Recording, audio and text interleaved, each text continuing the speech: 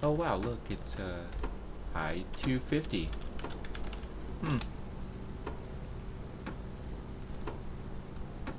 That's funny. So we've got Tier 9 battle and that we're stuck in here. So, hey there, Postal here. Sorry, I got distracted by my own shitty chats here.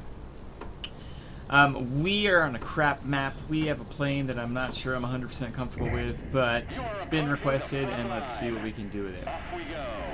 Looks like got a little rocket in the back here, right? So we do have some boostability in this plane. Let's go ahead and get to our altitude that we want to get to. Let's actually get some more boostability going on here.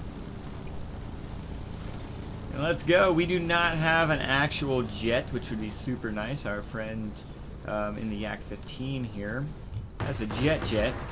But what do we have? Well, we've got a 37mm cannon. Two 23mm cannons. What does this sound like? Oh, this sounds like a MiG-9. Well, that's because this is on the way to the MiG-9. This is your Tier 8 I-250 that you get before you get the MiG-9. Opa! Let's see what we can do here. Speaking of I-250,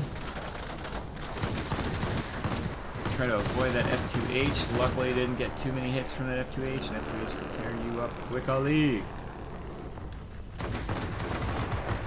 So I'm going to try to hold on to the top altitude. MTJ, he's in the I-250, so he's going to be able to hold on to the bottom, lower altitude shenanigans going on there. And us working together shall hopefully lead to some good games. We need to watch out for the heavy fighter that's inbound on our position. Ah. Freaking rear gunner of that bomber is what actually killed us there. We got both engines knocked out? Is that what this is telling me? Not used to this graphic. Let's dive down. It looks like the heavy fighter's inbound again. We need to watch out. Yeah, we've got both. We do have two engines, so both engines got knocked out. No! Ow! Oh man, the advantage just got torn up by freaking heavy fighters there. F2H and the 1056. Normally in a one-on-one engagement, would be able to handle myself there relatively easily. Here's our friend MTJ in his Yak-15, doing Yak-15 kind of shenanigans. What you want to be doing in an I-250 is getting the cannon on target, right? If you're not using this cannon, then you are basically just wasting the plane.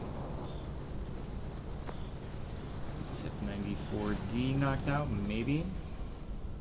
Right now, all we need to do is hold on to the center, and that's like, yeah, that's all we need to do. Fact of the matter is, it's going to be very difficult in this game setup. But if we can continue to hold on to the center, it's going to make life very, very difficult for the enemies. Get that 37mm doing chunk damage. Man, this is what makes this plane stand out compared to the other Tier 8 fighters. It's this ridiculous cannon that you've got on the front here. F2H hitbox is ridiculously broken, it feels like. Alright, so Seahawk.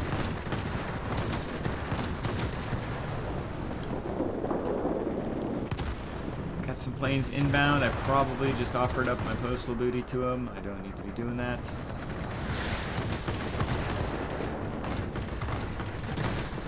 Let's watch what we're up against here. Seahawk. We've also got an F2G.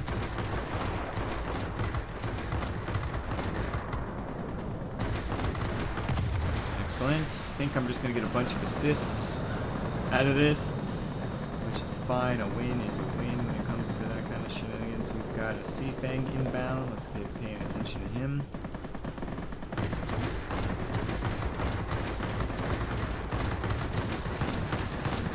Yeah, he's on fire. You're on fire, sir. Normally I would just let him burn, but I do want to try to get the kill. Oh no, our friendly got knocked out by an I-250 of all things.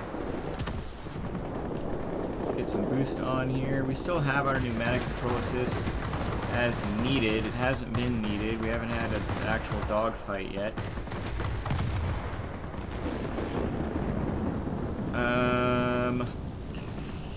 Just a second, dude. Unfortunately, our I-250 is also having that bug where it doesn't even show you the amount of capture points you've got. And so he'll need me to provide that information once I'm done shooting the crap out of this plane. Even with Marksman 2, this cannon is fickle. We are...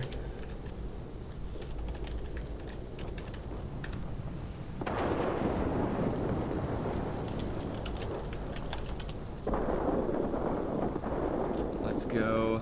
Alright, Seahawk, we need to hold on to this center. That's what's actually allowing us to win this game, is us holding on to the center. We're up 3 sectors to 1 for a very long time.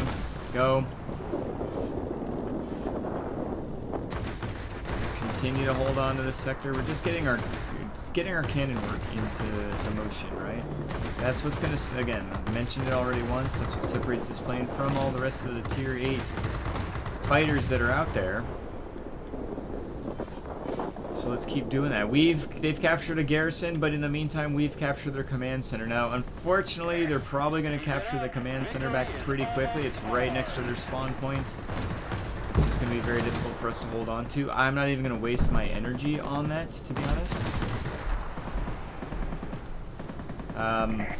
Got my air brakes here, so that way, even if he kept turning, I'd be able to stay behind him.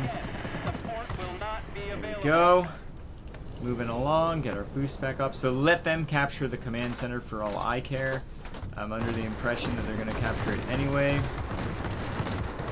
was afraid that guy was going to go head on to us. Luckily he did not. Going to boost away because we've got a fighter behind us and I kind of want to get some distance between us and the fighter. Got some bombers inbound too, so let's get this 37mm cannon onto a bomber. Ooh, it looks like this bomber is going to be the easier of the bombers to hit. Kill anyway. Nope. No worries there. Now that the squall line's in, that's when we die.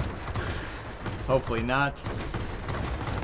There we go. Got ourselves a wing legend and keep on aiming back here. We're gonna win the game here in just a second. So, yeah, good teamwork between me and this I-250 that I'm flying around in. That, oh, I just left the game freaking early.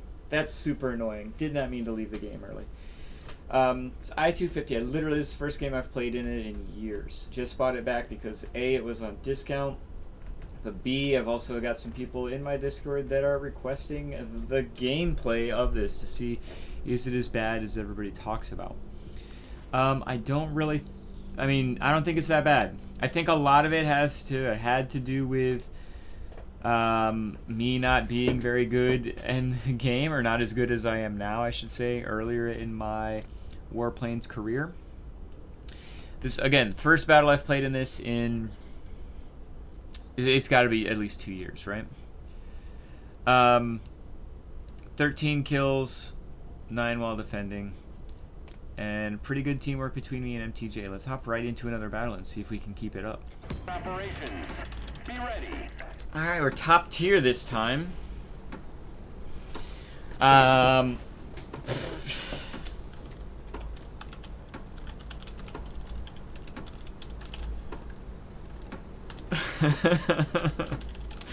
Anyway, so we're top tier.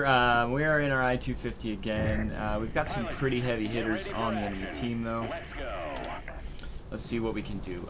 We need to get that military base. I don't know what I'm doing going for garrisons. Let's get up to a reasonable altitude again.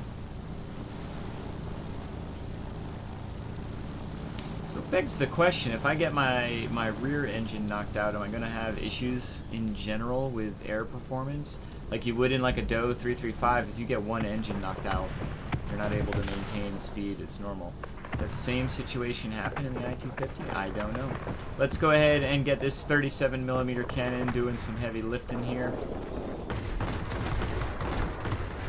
We need to watch out for that Su-9, just because it's a human in an Su-9. that 45mm cannon, if I remember correctly. That's what it is. And that can do some serious damage. This is not the human in the SU-9. This is the bot in the SU-9 that tends to be relatively easy to manipulate. Get our 37mm cannon on target.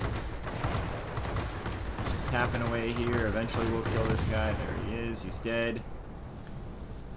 There's Angry Chili. He's gonna regret his life choices.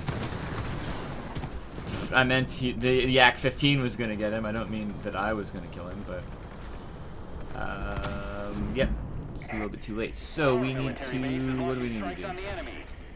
We need to spawn down south. Ugh. Yeah, because honestly, so as feared as the Yak-9 and Yak-9 U-bots are, the SU-9 bots are a lot less scary, right? It's the SU-9 humans that are the actual scary pilots. Let's not lose both freaking command centers here, shall we? That would be thoroughly annoying. Here's a Tier 8 fighter. One that gets a lot more praise than this plane, that's for sure, and rightfully so. The 209A is a very good plane. Hello. Thank you.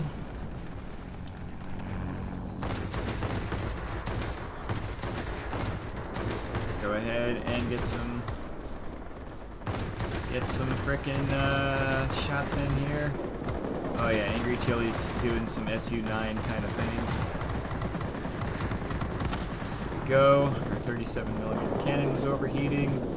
Let's go ahead and just use the 23mm cannons to do 23mm cannon stuff.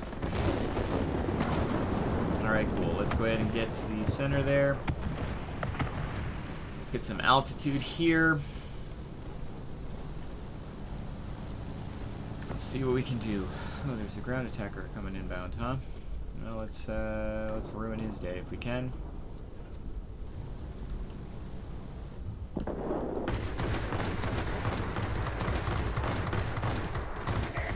Bomber squadron detected. Engage them immediately.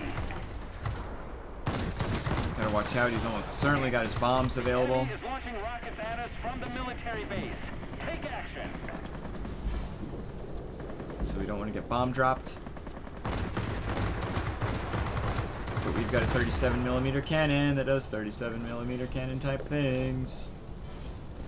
We need to get to the center. How are they defending the center so well? It's not a possibility.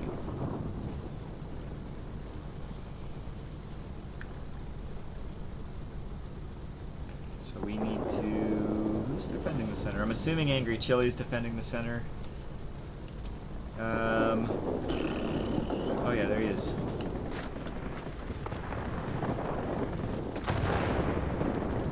Hello, sir. Goodbye, sir. SU-9 is only scary when it's in front of you or behind you. Anywhere else, well, coming at you directly or, you know what I mean. If it's shooting at you. If it's not shooting at you, it's not a scary plane. It's not fast, it's not maneuverable. And that's all there is to it. So as long as... Good God, seriously?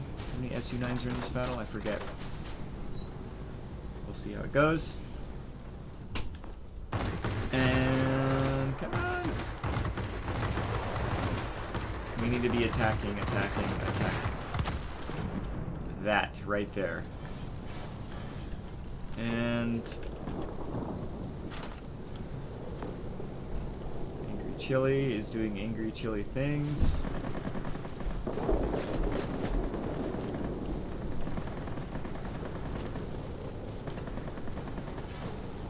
But we had to use that mountain to our advantage there. And he got one hit on us, but not enough hits for us to be dead. So now he's dead. Go. Let's go get that freaking sector, please.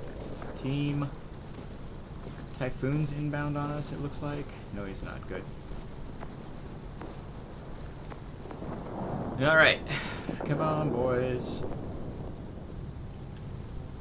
Literally, there's nothing over here. A bomber. Whoopity-doo. Alright, so we're going to see what we can do in this situation. What is that? That's what's going to be scaring me. Key 94.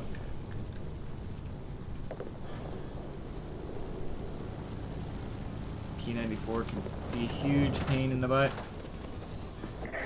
Quite literally. But it's also Japanese, so if I can just get some good hits on it, he'll be dead. Flipping over. No, got one of my engines knocked out. Don't need, no. Oh, life was so good. Oh, we survived, barely. Alright, cool. Let's head back to the center. We flipped our command center at the same time they flipped their command center. So oh, never mind, we're at an okay altitude. I like being at an okay altitude. I'm not used to that. I was just playing a lower altitude plane, so let's get back up to a higher altitude. This plane looks kind of like an ME-2094 V4. You remember the Tier 5 Premium? The racing plane, basically. That's what this plane reminds me of. Alright. Let's get knocked out what we can get knocked out.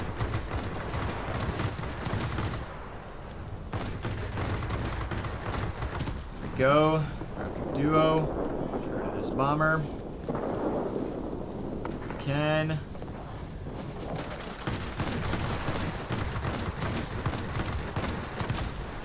Alright, that's swell. Who else we got going on over here? So I really want to get that bomber, but gotta take care of these guys first. Victory is in sight. Keep it up. Hopefully this J4M does not. Oh, but he's not paying attention to me.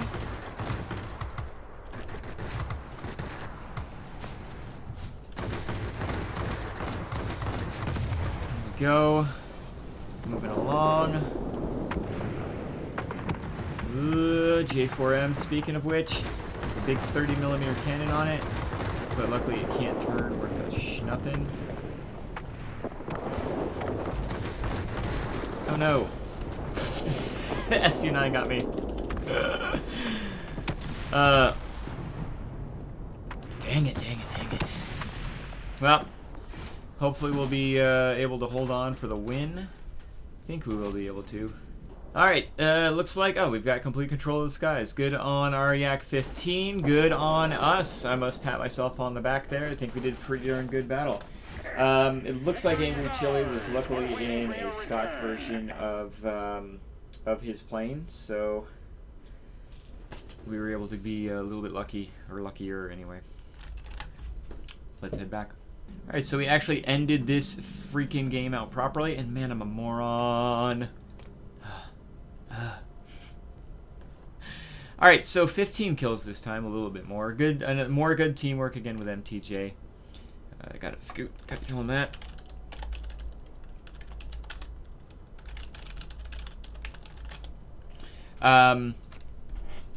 Good game, good teamwork in both of our battles. The I-250 and the Yak-15 I would think would be very good working together. The I-250 can get up to the higher altitudes. The Yak-15 obviously can own the lower altitudes. The I-250, now keep in mind, the I-250 is not, you know, the high altitude fighters in the game. The I-250, I think I was probably, well, not even think. I was almost certainly playing it wrong when I first went down this line.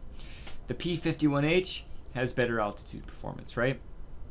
The I-250 is going to have, does it have better? No, I don't even know. Can't tell now that I've maximized my P-51H. I just know the P-51H has a much better altitude performance. The ME-209A has much better altitude performance, right? And, you know, so that being said, we'll see how good I can get the speed and the maneuverability on the I-250, but the altitude performance is never going to be the same abilities as those other quote-unquote high-altitude fighters. Let's take a look at the Key 94. Key 94 is basically the same altitude performance as the I-250, and the Key 94 has a reputation as a high-altitude fighter, And it is, but it's still on the lower end of those quote-unquote high-altitude fighters. Obviously, the Ki-94 has ridiculous maneuverability compared to, but you've got better airspeed in the I-250. Something that you want to pay attention to in the I-250 is your ability to boost. This nifty little frickin' jet engine, the rocket that you've got stuck here in the back, just helps with the boostability, not necessarily your overall speed. Like almost any of the Soviet planes, it loses a lot of speed after you've boosted up. But this plane is a lot of fun. 2 battles in, and I've already had a lot of fun in it. Now keep in mind, I do happen to have a 7-point pilot in this plane. I actually need to change out this pilot's...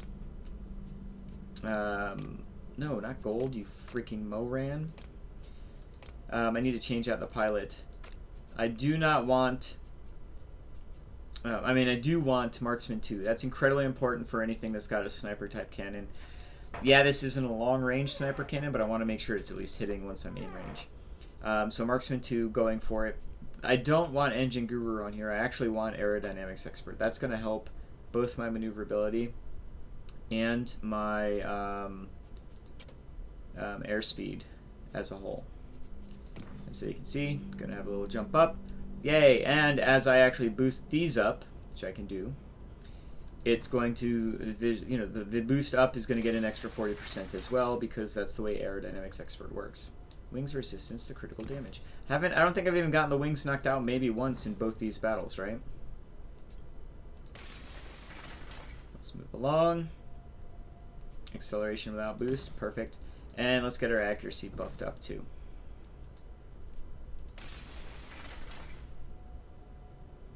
Coolio. And it helping the chances of critical damage. So again, helping the airspeed and maneuverability. And there's certainly never anything wrong with that. I-250. Again, the first time I flew it, I really wasn't fond of it. I didn't like it, but I wasn't fond of it either. I don't want to actually look at this. I want to look at this. Something that you need to be aware of. So the 37mm cannon on this is a short-range cannon. Heavy hitting, but the effective range is about 100 meters, it looks like, about 400 feet. Shorter than the 23mm cannons, so keep that in mind. It's only your 23mm cannons that are doing damage at the farthest extent of the range. The 37's not doing anything till shorter range. So just be mindful if you're wondering why your 37mm cannon is not hitting. That's your reasoning. But overall, this is a pretty well balanced machine. Obviously, I'm not specialized in this plane. Obviously, I don't have everything maxed out, but keep in mind, I obviously was with a friendly that was going to be distracting and moving quite a lot.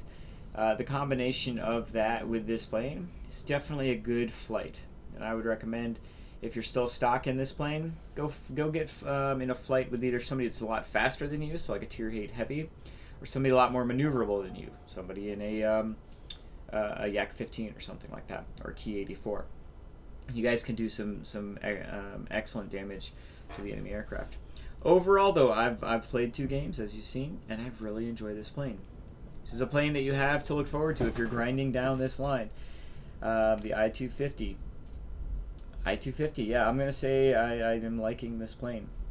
We'll see about the I-210. I'll go out and fly that in a little while and see if I've got any changed opinions about that thing that I thought was a POS the first time I flew it. First time I had to grind it. I basically stopped grinding this line because I hated it so much. But yeah, we'll see. We'll see how it goes. What's funny about the I-250 is you don't get any gained maneuverability. It really doesn't look like you get any gained anything over the I-220. Other than, changing the gun setup. Obviously, much stronger cannons. Is that worth, not getting a boost in maneuverability? I don't know. But if you can get your cannons on target, you can do a lot of damage. One of the biggest perks of this plane, honestly, is that nobody flies it. Because nobody flies the I-250, you can definitely surprise some people in regards to your ability to take them down. They don't really know what they're up against. And so that could be used as an advantage. Anyway, I hope you enjoyed these 2 games. What do you think of the I-250? Is it a plane that you absolutely love? I know there is a group of people out there that quite love it. I might be gaining on, moving into that grouping. I like the plane. I can't go as far to say as I love it. There's a lot of people that don't like this plane too. And I could see why, because the overall airframe, the overall capabilities of the plane beyond the guns is mediocre, to be honest. It's really the guns that set this plane apart from its Tier 8 counterparts. But in most circumstances, most people would probably do better in an ME-209. You at least have a long range cannon on that. Yeah, it does less damage, but you're still able to hit them from 50% further away. So yeah, so we'll see. We'll see. I'd love to hear your guys' opinions. Anyway, thank you so much for joining me. Feel free to comment down below or hop into my Discord. You guys know I love to chat there as well. And I hope you have a great day. Bye.